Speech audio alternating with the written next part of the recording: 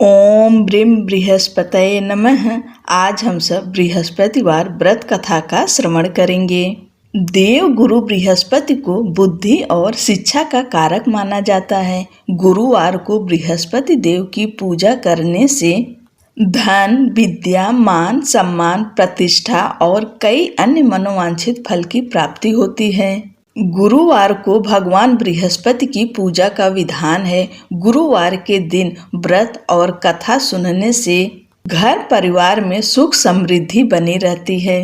कथा के अनुसार प्राचीन काल की बात है। किसी राज्य में एक बड़ा प्रतापी और दानी राजा राज करता था। वह हर गुरुवार को व्रत रखकर दीन दुखियों की मदद करके पुण्य प्राप्त करता था। परंतु ये बात उसकी रानी को अच्छी नहीं लगती थी। वह न तो व्रत करती थी और न ही दान पुण्य में विश्वास रखती थी। इतना ही नहीं, वह राजा को भी ऐसा करने से मना करती थी। एक समय की बात है, राजा शिकार खेलने के लिए वन गए। घर पर रानी और दासी थी। उसी समय गुरु बृहस्पति देव साधु का रूप धारण कर राजा के दरवाजे पर भिक्षा मांगने आए। साधु ने जब रानी से भिक्षा मांगी तो वह कहने लगी, हे साधु महाराज, मैं इस दान पुण्य से तंग आ गई हूँ। आप कोई ऐसा उपाय बताएं जिससे कि सारा धन नष्ट हो जाए और मैं आराम से रह सकूं। इतना सुनकर बृहस्पति देव ने कहा, हे देवी, तुम बड़ी विचित्र हो। संतान और धन से कोई दुखी होता है क्या? अगर अधिक धन है तो इसे शुभ कार्यों में लगाओ। कुंवारी कन्याओं का विवाह कराओ।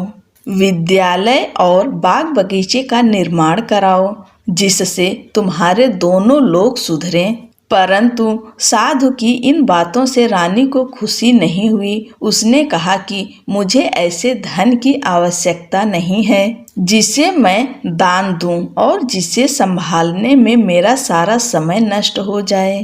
तब साधु ने कहा, अगर तुम्हारी ऐसी इच्छा है तो मैं जैसा तुम्हें बताता हूँ तुम वैसा ही करना।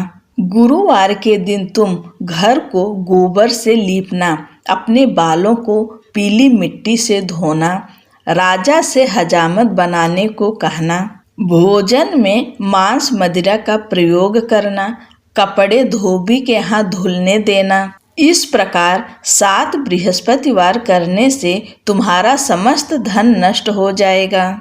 इतना कहकर साधु के रूप में बृहस्पति देव अंतर्ध्यान हो गए। साधु के अनुसार कई बातों को पूरा करते हुए रानी को केवल 3 बृहस्पतिवार ही बीते थे कि उसकी समस्त धन संपत्ति नष्ट हो गई। भोजन के लिए राजा का परिवार तरसने लगा। एक दिन राजा ने रानी से बोला कि हे रानी, तुम यहीं रहो, मैं दूसरे देश को जाता हूँ, क्योंकि यहाँ पर सभी लोग मुझे जानते हैं, इसलिए मैं छोटा कार्य नहीं कर सकता। ऐसा कहकर राजा दूसरे देश चला गया। वहाँ वह जंगल से लकड़ी काट कर लाता और शहर में बेचता। इस तरह वह अपना जीवन व्यतीत करने लगा। इधर राजा के परदेश जाते ही रानी और दासी दुखी रहने लगीं। एक बार रानी और दासी को 7 दिन तक बिना भोजन के रहना पड़ा। तो रानी ने अपनी दासी से कहा, हे दासी, पास ही के नगर में मेरी बहन रहती है। वह बड़ी धनवान है। तू उसके पास जा और कुछ ले आ, ताकि थोड़ी बहुत गुजर बसर हो जाए। दासी रानी की बहन के पास गई। उस दिन गुरुवार था और रानी की बहन उस समय बृहस्पतिवार व्रत की कथा सुन रही थी। दासी ने रानी की बहन को अपनी रानी का संदेश दिया, लेकिन रानी की बड़ी बहन ने कोई उत्तर नहीं दिया। जब दासी को रानी की बहन से कोई उत्तर नहीं मिला तो वह बहुत दुखी हुई और उसे क्रोध भी आया। दासी ने वापस आकर रानी को सारी बात बता दी। ये सुनकर रानी ने अपने भाग्य को कोसा उधर रानी की बहन ने सोचा कि मेरी बहन की दासी आई थी, परंतु मैं उससे नहीं बोली, इससे वह बहुत दुखी हुई होगी। कथा सुनकर और पूजा समाप्त करके वह अपनी बहन के घर आई और कहने लगी, हे बहन, मैं बृहस्पतिवार का व्रत कर रही थी। तुम्हारी दासी मेरे घर आई थी, परंतु जब तक कथा होती है तब तक न उठते हैं और ना ही बोलते हैं, इसलिए मैं नहीं बोली। बताओ दासी क्यों आई थी? रानी बोली, बहन, तुमसे क्या छिपाऊं, हमारे घर में खाने तक को अनाज नहीं है। ऐसा कहते कहते रानी की आंखें भर आई। उसने दासी समेत पिछले 7 दिनों से भूखे रहने की पूरी बात अपनी बहन को बता दी। रानी की बहन बोली, देखो बहन, भगवान बृहस्पति देव सबकी मनोकामनाओं को पूर्ण करते हैं। देखो, शायद तुम्हारे घर में अनाज रखा हो। पहले तो रानी को विश्वास नहीं हुआ, पर बहन के आग्रह करने पर उसने दासी को अंदर भेजा तो उसे सचमुच अनाज से भरा एक घड़ा मिल गया। ये देखकर दासी को बड़ी हैरानी हुई। दासी रानी से कहने लगी, हे रानी, जब हमको भोजन नहीं मिलता तो हम व्रत ही करते हैं, इसलिए क्यों न इनसे व्रत और कथा की विधि पूछ ली जाए ताकि हम भी व्रत कर सकें। तब रानी ने अपनी बहन से बृहस्पतिवार व्रत के बारे में पूछा। उसकी बहन ने बताया, बृहस्पतिवार के व्रत में चने की दाल और मुनक्का केले की जड़ में अर्पित करें तथा दीपक जलाएं, व्रत कथा सुने और पीला भोजन ही करें। इससे बृहस्पति देव और भगवान विष्णु प्रसन्न होते हैं। व्रत और पूजा की विधि बताकर रानी की बहन अपने घर लौट गई। 7 दिन बाद जब गुरुवार आया तो रानी और दासी ने व्रत रखा। वह घुड़साल में जाकर चना और गुड़ लेकर आई। फिर उससे केले की जड़ तथा विष्णु भगवान की पूजा की। अब पीला भोजन की चिंता को लेकर दोनों बहुत दुखी हुई। चूँकि उन्होंने व्रत रखा था, इसलिए बृहस्पति देव उनसे प्रसन्न थे। वह एक साधारण व्यक्ति का रूप धारण कर 2 थालों में पीला भोजन दासी को दे गए। भोजन को पाकर दासी प्रसन्न हुई और फिर रानी के साथ मिलकर भोजन ग्रहण किया। उसके बाद वे सभी गुरुवार को व्रत और पूजन करने लगीं। बृहस्पति भगवान की कृपा से उनके पास फिर से धन संपत्ति आ गई, परंतु रानी फिर से पहले की तरह आलस्य करने लगी। तब दासी बोली, देखो रानी, तुम पहले भी इस प्रकार आलस्य करती थी। तुम्हें धन रखने में कष्ट होता था, इस कारण सभी धन नष्ट हो गया, और अब जब भगवान बृहस्पति की कृपा से धन मिला है तो तुम्हें फिर से आलस्य होता है। रानी को समझाते हुए दासी कहती है कि बड़ी मुसीबतों के बाद हमने यह धन पाया है, इसलिए हमें दान पुण्य करना चाहिए, भूखे मनुष्यों को भोजन कराना चाहिए और धन को शुभ कार्यों में खर्च करना चाहिए, जिससे तुम्हारे कुल का यश बढ़ेगा, स्वर्ग की प्राप्ति होगी और पितृ प्रसन्न होंगे। दासी की बात मानकर रानी अपना धन शुभ कार्यों में खर्च करने लगी, जिससे पूरे नगर में उसका यश फैलने लगा। उधर एक दिन राजा दुखी होकर जंगल में एक पेड़ के नीचे आसन जमाकर बैठ गया। वह अपनी दशा को याद करके व्याकुल होने लगा।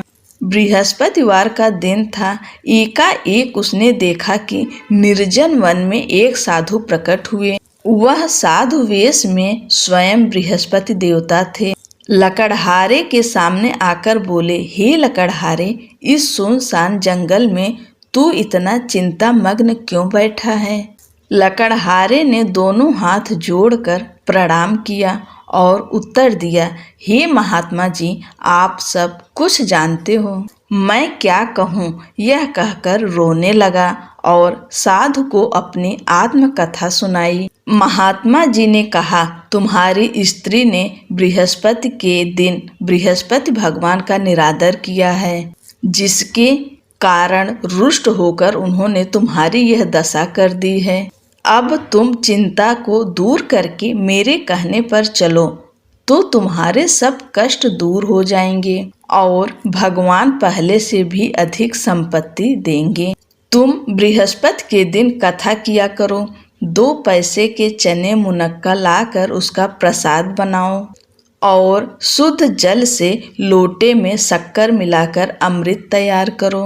कथा के पश्चात अपने सारे परिवार और सुनने वाले प्रेमियों में अमृत व प्रसाद बांटकर आप भी ग्रहण करो। ऐसा करने से भगवान तुम्हारी सब मनोकामनाएं पूरी करेंगे। साधु के ऐसे वचन सुनकर लकड़हारा बोला, हे प्रभु, मुझे लकड़ी बेचकर इतना पैसा नहीं मिलता जिससे भोजन के उपरांत कुछ बचा सकूं। मैंने रात्रि में अपनी स्त्री को व्याकुल देखा है। मेरे पास कुछ भी नहीं जिससे मैं उसकी खबर मंगा सकूं। साधु ने कहा, हे लकड़हारे, तुम किसी बात की चिंता मत करो। बृहस्पति के दिन तुम रोजाना की तरह लकड़ियां लेकर शहर को जाओ। तुमको रोज से दुगुना धन प्राप्त होगा, जिससे तुम भली भांति भोजन कर लोगे तथा बृहस्पति देव की पूजा का सामान भी आ जाएगा। इतना कहकर साधु अंतर ध्यान हो गए। धीरे धीरे समय व्यतीत होने पर फिर वही बृहस्पतिवार का दिन आया। लकड़हारा जंगल से लकड़ी काट कर शहर में बेचने गया। उसे उस दिन और दिन से अधिक पैसा मिला। राजा ने चना, गुड़ आदि लाकर गुरुवार का व्रत किया। उस दिन से उसके सभी क्लेश दूर हुए, परंतु जब दोबारा गुरुवार का दिन आया तो बृहस्पतिवार का व्रत करना भूल गया। इस कारण बृहस्पति भगवान नाराज हो गए। उस दिन उस नगर के राजा ने विशाल यज्ञ का आयोजन किया तथा शहर में यह घोषणा करा दी कि कोई भी मनुष्य अपने घर में भोजन न बनावे न आग जलावे। समस्त जनता मेरे यहाँ भोजन करने आवे। इस आज्ञा को जो न मानेगा उसे फांसी की सजा दी जाएगी।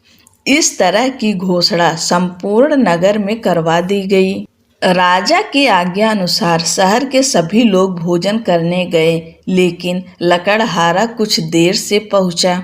इसलिए राजा उसको अपने साथ घर लिवा ले गए और ले जाकर भोजन करा रहे थे तो रानी की दृष्टि उस खूंटी पर पड़ी जिस पर उसका हार लटका हुआ था। वह वहां पर दिखाई नहीं दिया। रानी ने निश्चय किया कि मेरा हार इस मनुष्य ने चुरा लिया है।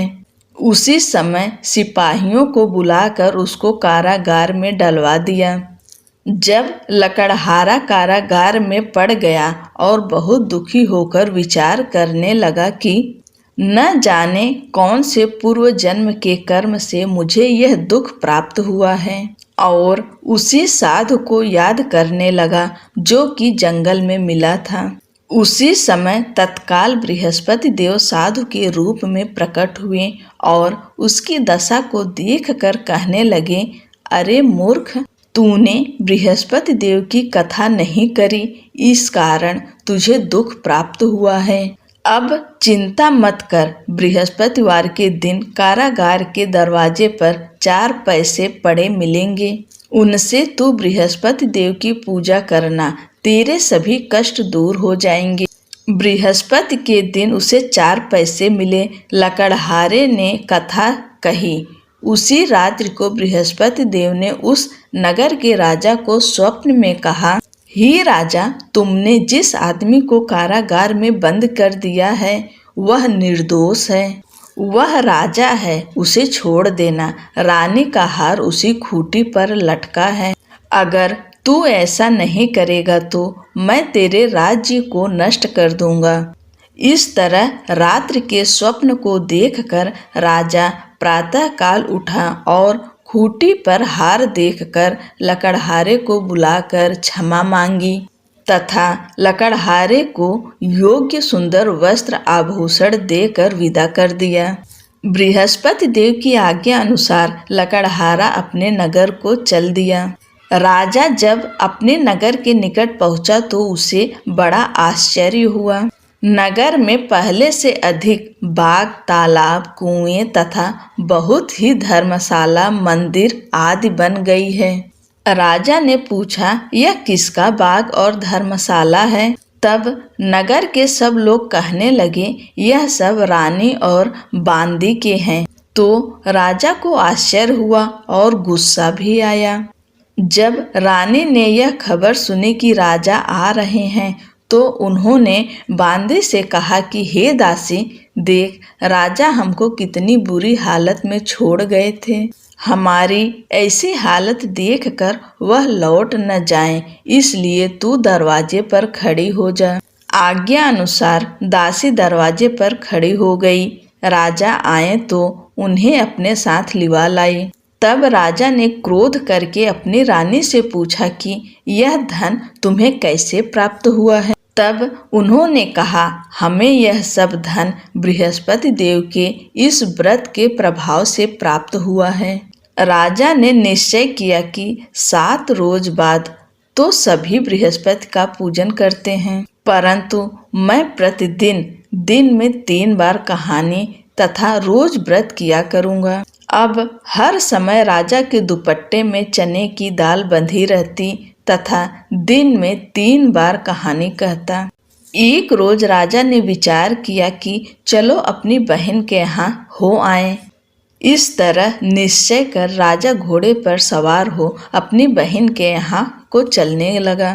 मार्ग में उसने देखा कि कुछ आदमी एक मुर्दे को लिए जा रहे हैं। उन्हें रोक कर राजा कहने लगा, अरे भाइयों, मेरी बृहस्पति देव की कथा सुन लो। वे बोले, लो, हमारा तो आदमी मर गया है, इसको अपनी कथा की पड़ी है। परंतु कुछ आदमी बोले, अच्छा कहो, हम तुम्हारी कथा भी सुनेंगे। राजा ने दाल निकाली और जब कथा आधी हुई थी कि मुर्दा हिलने लग गया, और जब कथा समाप्त हो गई तो राम राम करके मनुष्य उठकर खड़ा हो गया। आगे मार्ग में उसे एक किसान खेत में हल चलाता मिला। राजा ने उसे देख और उससे बोले, तुम मेरी बृहस्पतिवार की कथा सुन लो। अरे भैया, किसान बोला, जब तक मैं तेरी कथा सुनूंगा तब तक 4 हरैया जोत लूंगा। जा, अपनी कथा किसी और को सुना। इस तरह राजा आगे चलने लगा।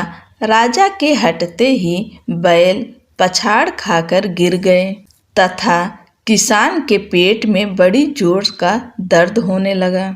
उसी समय उसकी माँ रोटी लेकर आई। उसने जब यह देखा तो अपने पुत्र से सब हाल पूछा और बेटे ने सभी हाल कह दिया। तो बुढ़िया दौड़ी दौड़ी उस घुड़सवार के पास गई और उससे बोली कि मैं तेरी कथा सुनूंगी, तू अपनी कथा मेरे खेत में चलकर ही कहना। राजा ने बुढ़िया के खेत पर जाकर कथा कही, जिसके सुनते ही वह बैल उठ खड़े हुए तथा किसान के पेट का दर्द भी बंद हो गया। राजा अपनी बहन के घर पहुंचा। बहन ने भाई की खूब मेहमानी की। दूसरे रोज प्रातःकाल राजा जगा तो वह देखने लगा कि सब लोग भोजन कर रहे हैं। राजा ने अपनी बहन से कहा, ऐसा कोई मनुष्य है जिसने भोजन नहीं किया हो, मेरी बृहस्पतिवार की कथा सुन ले।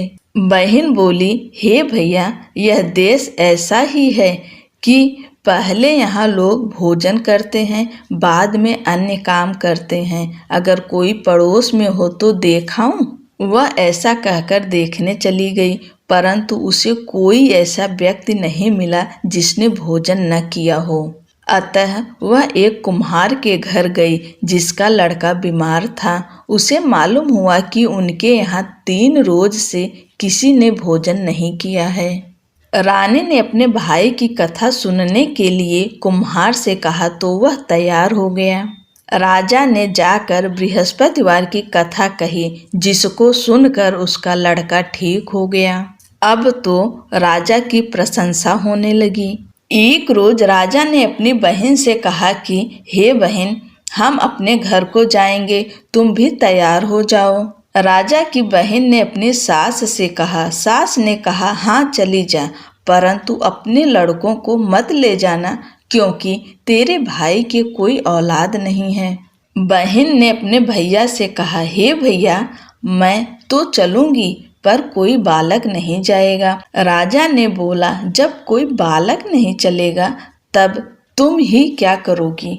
बड़े दुखी मन से राजा अपने नगर को लौट आया।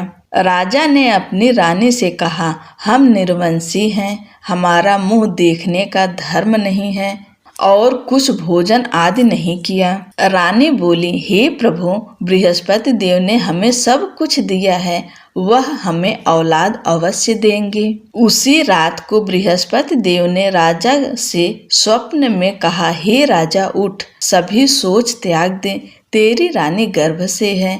राजा की यह बात सुनकर बड़ी खुशी हुई। 9वें महीने में उसके गर्भ से एक सुंदर पुत्र पैदा हुआ। तब राजा बोला, हे रानी, स्त्री बिना भोजन के रह सकती है, पर बिना कहे नहीं रह सकती।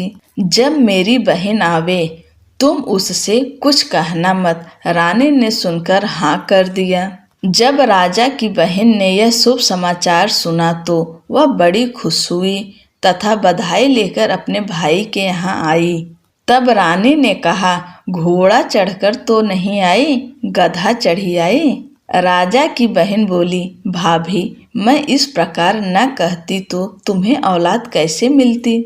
बृहस्पति देव ऐसे ही हैं, जैसी जिसके मन में कामनाएं हैं सभी को पूर्ण करते हैं। जो सद्भावना पूर्वक बृहस्पतिवार का व्रत करता है एवं कथा पढ़ता या सुनता है, दूसरों को सुनाता है, बृहस्पति देव उसकी सभी मनोकामनाएं पूर्ण करते हैं।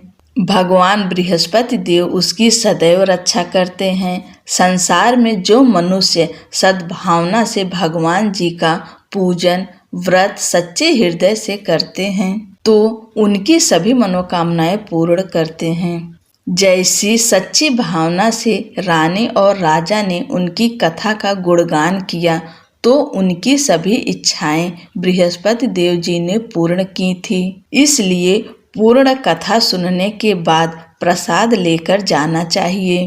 हृदय से उसका मनन करते हुए जयकारा बोलना चाहिए। बोलो बृहस्पति देव भगवान की जय, भगवान विष्णु माँ लक्ष्मी की जय। जय श्री कृष्ण। राधे राधे।